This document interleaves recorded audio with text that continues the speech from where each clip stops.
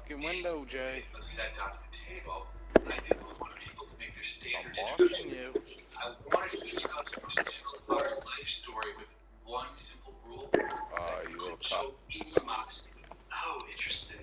And I even used the word permission. I said, I'm not only giving you permission to brag about who you are, I'm insisting that I want you to tell your story in a way that breaks every social norm about restraint, about saying all the good things. Alan. Version of your greatest hits. So sitting next to me was a woman named Marina Nitsa. She's awesome. She later came on my podcast as a guest. I've only known her for 2 hours. She's the nicest, most self-deprecating person you'll ever meet. So we went around the table. We told our secrets, not our embarrassing secrets, but the things we're secretly proud of, but we don't want to admit we're proud of.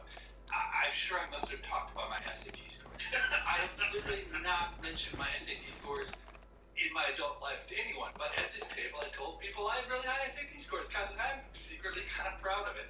But after we finished, one of the men at the table, he said something like, well, I told you my whitewash story where everything's perfect.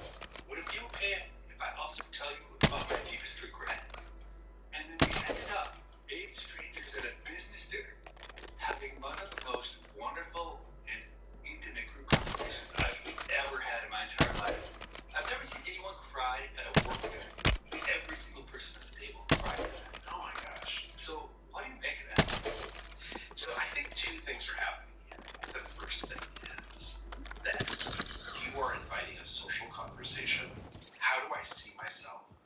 How do I believe that the world sees me? And you're inviting people to talk about that, which can feel incredibly intimate. When I tell you how I want you to see me, by sharing a story with you that I'm proud of, and kind of ashamed that I'm proud of it, it's enormously powerful. And then my guess is that what's happening next is that everyone else at the table is proving that they're listening through their emotions, through how they react.